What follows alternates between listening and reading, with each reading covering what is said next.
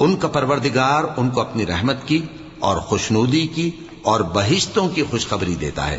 جن میں ان کے لیے ابدی نعمت ہے، اور وہ ان میں ہمیشہ ہمیشہ رہیں گے، کچھ شک نہیں کہ اللہ کے ہاں بڑا صلہ تیار ہے۔ اے اہل ایمان، اگر تمہارے ماں باپ اور بہن بھائی ایمان کے مقابل کفر کو پسند کریں تو ان سے دوستی نہ رکھو، اور جو ان سے دوستی رکھیں گے وہ ظالم ہیں۔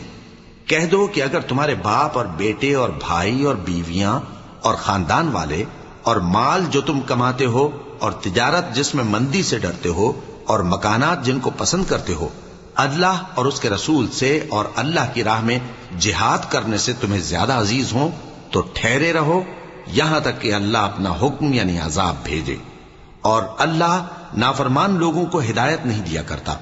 اللہ نے بہت سے موقعوں پر تم کو مدد دی ہے، اور جنگ حنین کے دن جب کہ تم کو اپنی جماعت کی